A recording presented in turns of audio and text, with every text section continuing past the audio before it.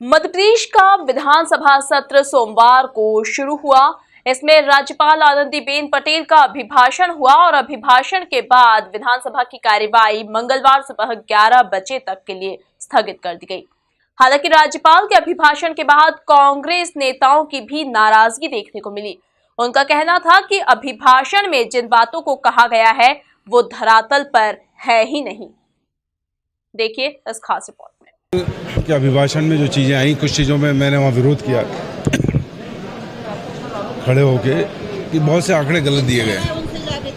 जो हम 24 और 25 तारीख को जब विधानसभा में चर्चा होगी तो उसमें वो करेंगे।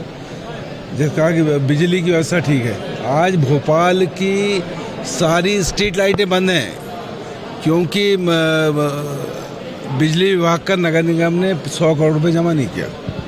तो मैंने वहाँ कहा ये सब फर्जी आंकड़े हैं। सड़कें बन नहीं रही है, ठेकेदारों को पेमेंट हो नहीं रहे हैं। उन्होंने कहा कि जो स्ट्रीट वेंडर्स हैं इनको बहुत पैसा दिया गया है, लेकिन आज भी स्ट्रीट वेंडर सड़कों में परेशान है। तो जो भी बातें इसमें, और कर्मचारियों के लिए इसमें कोई बात नहीं कही गई है।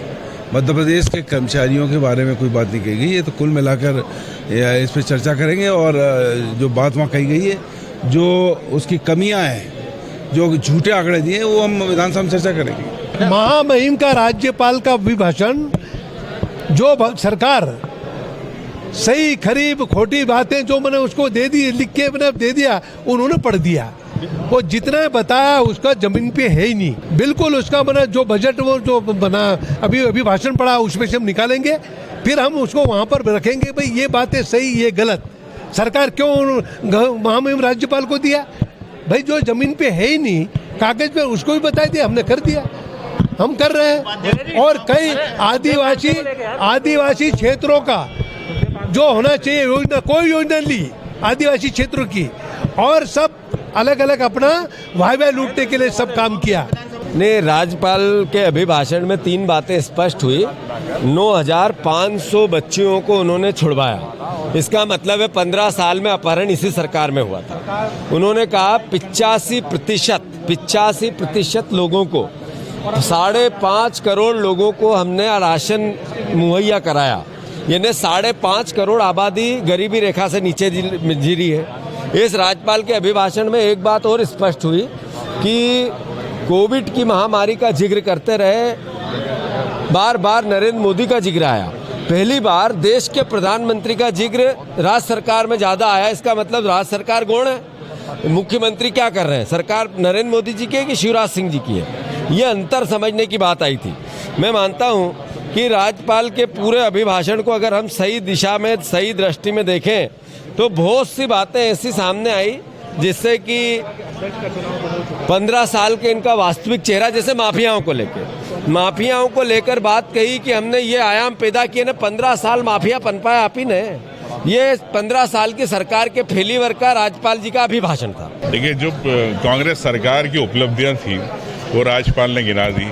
आप नया क्या लाने वाले हैं वो बताएं। और पहली बार प्रदेश में हुआ है कि आप मोदी का कई बार नाम लिया, प्रधानमंत्री का, जिस प्रकार राज्यपाल ने। तो ये मोदी जी का ये अभिभाषण बजट था कि शिवराज सिंह का था? पहले तो ये बताया भाजपा। अभिभाषण बहुत ही नीरस अभिभाषण था। इसमें नया कुछ, जो कांग्रेस की सरकार में हम लोगों ने मंजूरियां की थी उन्हीं का उल्लेख इस अभिभाषण में किया गया है। ना तो सिंचाई के लिए अगर हम बात करें तो इसमें चंबल की कहीं कोई बात नहीं है, बुंदेलखंड की कहीं कोई बात नहीं है, बघेलखंड की कोई बात नहीं है। ऐसे ही अनेकों क्षेत्रों बिजली की बात आई है तो बिजली के बारे में बिल्कुल गलत कहा गया है। गाँव में बिजली मिल नहीं रही है, फर्जी बिल दिए जा रहे हैं, लोग बुरी तरीके से परेशान हैं। आम आदमी इतना त्रस्त हो गया है कि उसके घर की कुर्की की जा रही है, बिजली मिल नहीं रही है। तो चारों तरफ जितनी भी बातें कही गई हैं वो जो लिख के दे दिया गया उसको राज्यपाल महोदया ने पढ़ दिया, लेकिन वो सच्चाई से एकदम परे है। राष्ट्रपति जैसे सर्वोच्च पद पर प्रतिभाताई पाटिल को सम्मान देकर महिलाओं का मान बढ़ाया है। हमारे राजीव जी ने पंचायती राज में 33% आरक्षण महिलाओं को दिया है। तो महिलाओं का तो कांग्रेस पार्टी और हम सम्मान करते हैं, लेकिन ये किसी को अधिकार नहीं है कि किसी पूरे देश के किसानों को आतंकवादी बोलने का किसी को अधिकार नहीं है। किसी देश के ख्याति नाम पत्रकार सरदीप देसाई को गलत बोलने का अधिकार नहीं है, किसी क्रिकेटर को गलत बोलने का अधिकार नहीं, किसी समाज सेवी को किसी को गलत बोलने का अधिकार नहीं है। तो मैं किसान को आतंकवादी बोलने पर आहत हुआ था और हमारे गांव में कलाकार को गांव की भाषा में, देसी भाषा में नाचने वाले बोलते ही है, कलाकार का सम्मान ही है, इसमें कोई बुराई वाली बात नहीं है। और अब आप ट्वीट देखिए उन्होंने अपने पिताजी के बारे में क्या बोला है, इससे घटिया स्तर पे कोई